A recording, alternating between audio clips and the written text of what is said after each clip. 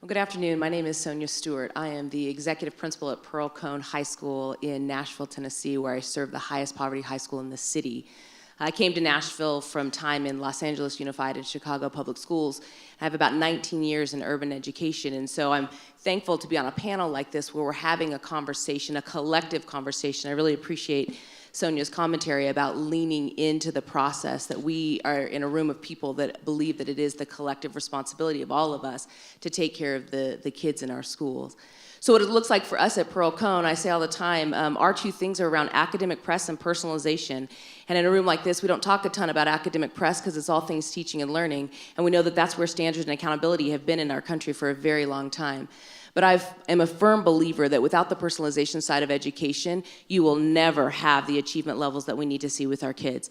And so in my building, we put an equal emphasis on what that means. And for us, that lives in this community schools framework.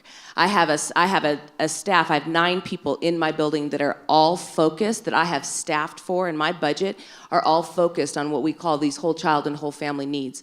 2 of which are completely committed to coordinating services with our partner organizations. We have 32 signed partner organizations that work with the kids at Pearl Cohn because, as has been so clearly communicated by this panel, kids in poverty come in with all sorts of needs.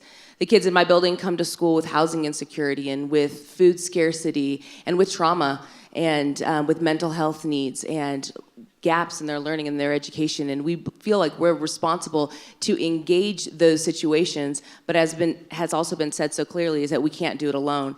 And so having been in education for so long, I'm so thankful that we're in this conversation now where we're saying schools can't do it alone. We must have these partner organizations that come and provide these services.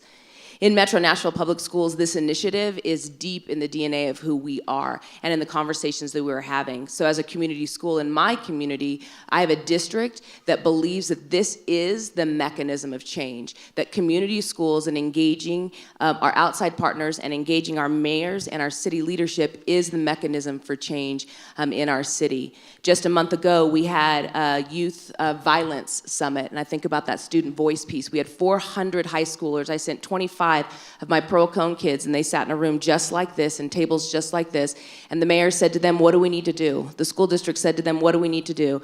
And of course their voices were amplified, and they had solutions, and they came back with selfies from the mayor, and they came back saying to me, Dr. Stewart, they're listening to us. They want to know about what it's like to live in our communities, and they came back with solutions for me about things that we could do right away in the walls of Pearl Cohn. And so I see the collective as critical for serving schools like mine and kids like mine as we together rally around the kids that we're serving.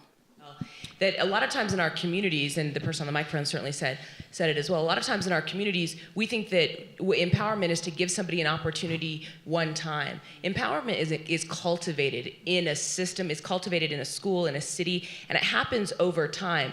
I'm in my 4th year at Pearl Cohn, and I can remember sitting with students in my very first year saying to them, what do you want your school to look like? What do you want it to feel like? What should it be like in here? And they had no vision for what that school looked like. They didn't know what they wanted. And so what does it mean for me as a leader and for us as a school community to begin to cultivate that such that here in year 4, my kids are running things. I have a student leadership. They run all the pep rallies. I never had to step on a microphone in a pep rally today. And if you've not been in schools where you've got 1,000 kids and you can send students to run the whole thing, it's huge. They're now coming to me with things that they want for their school. Of course they have opinions about what they want to wear. Of course they have opinions about what they want to eat. But I've also heard this idea of generational empowerment and this sense that it really has to be cultivated over time. We don't create a single opportunity, we create a culture that says we will equip you with what you need to have a vision for what you want for your child and what you want, and children what they want for themselves, and then we will listen to it and respond, and collectively will change and be the change that we want to see in our schools and our communities.